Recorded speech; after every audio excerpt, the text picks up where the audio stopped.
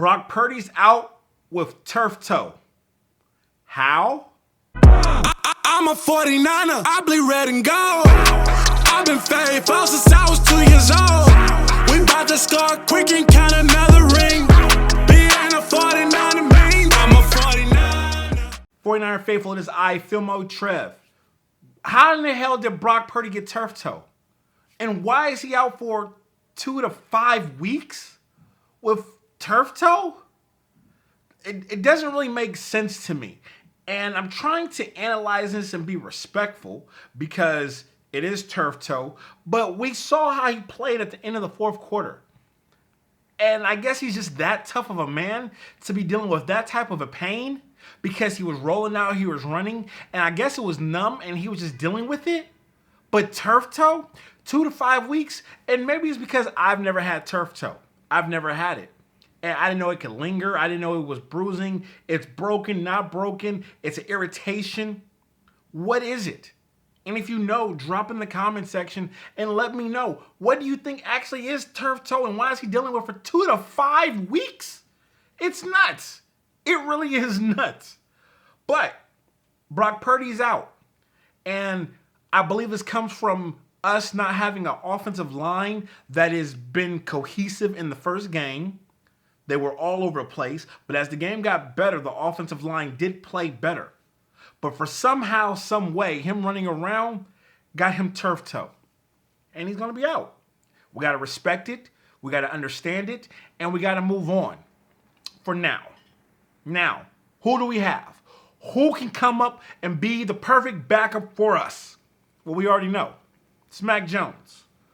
What do we know about Mac Jones? Well, we know that when he was with the Patriots, he got worse every single year. When he was with the Jags, he was suspect. As a matter of fact, when I look at the stats of Mac Jones, 2021 Patriots, completion percentage rate of 67.6, 3,800 yards passing, 22 touchdowns, 13 interceptions. Mid, to be respectfully, mid. Patriots again in 2022, 65%, 2,900 yards passing, 14 touchdowns, 11 interceptions. QB rating of 84. Mid. These are all mid things that he's been doing. Again with the Patriots on the third season, 64 completion, 2,100, 10 touchdowns, 12 interceptions. Now let's be honest here. He was on the Patriots. They didn't have nobody. They didn't have nobody. They was on a rebuilding phase, so I'm not going to put that all on Mac Jones. Do I believe Mac Jones is a durable, lasting quarterback who just needs some encouragement? Absolutely. Do I think he can bring us to the promised land? Absolutely. He has the arm for it. I think he doesn't have the athletic ability. He looks stiff in the pocket. And will it work for us? Maybe. Maybe. With the Jags in 2024, 65% completion rating, 1,600 yards, 18 touchdowns, 8 interceptions, 80% QB rating. Let's just cut the bull crap, y'all. We're playing New Orleans Saints. They're not that good. Do I think they'll be a very good opponent? No, I don't. They're in their own rebuilding phase. They got Rattler over there, who came from Oklahoma, then lost his job. I don't see this being a real close game. I see the San Francisco 49ers dominating, complete domination against the New Orleans Saints. But how will it happen? How will it occur?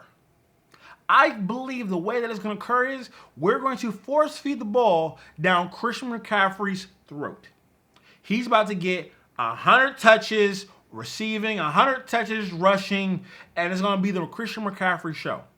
Because I believe that's the only player right now that Kyle Shanahan actually trusts to do their job.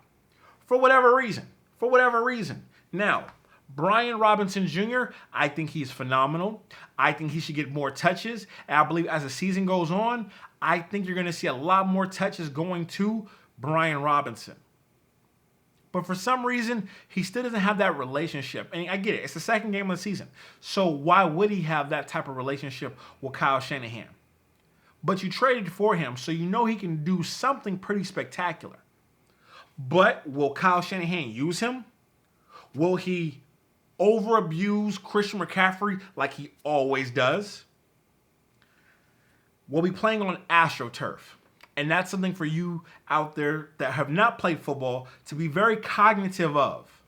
Playing on AstroTurf is different from playing on grass, okay? And there's a lot more MCL, ACLs injuries on AstroTurf. So we really got to pay attention very close to how Christian McCaffrey is cutting and watch all knee activity. I don't know why the NFL doesn't make everyone move to grass. For whatever reason, they haven't, but they definitely should. Because grass is way better than playing on AstroTurf. We've learned this with analytics and data. So I definitely see us being a run-heavy team. Hopefully we can change the running plays and make them more special. Like, I don't know what to say. I just feel like the first game we were so vanilla, and we had Brock Purdy. We had George Kittle for a couple of plays. We had Juwan Jennings. But for this game, it's going to look a little different. We're going to have Juwan Jennings. He's going to be durable. So we know he's going to get a couple of good catches. But someone that I don't think we really are thinking about is Kendrick Bourne. How is he going to look into this? How is he going to actually fit into this scheme? Do I think he's going to play on Sunday over Jordan Watkins? I don't know.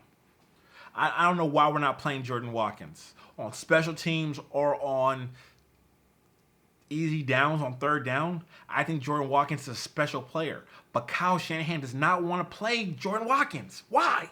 Why? It makes no sense. It doesn't. We got all these injuries at wide receiver.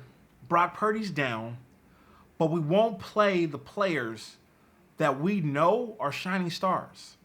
We just won't. So, give me your thoughts and opinions on what do you think the 49ers is going to do against the New Orleans Saints with Brock Purdy being out for 2 to 5 weeks. Do me a favor, subscribe to the YouTube channel, okay? Helps the algorithm. And again, at 49,000 subscribers, I will be getting the Faithful Talk tattoo for y'all and me and growing this channel, okay? Thank you so much for tuning in. I love y'all. Until next video, we out.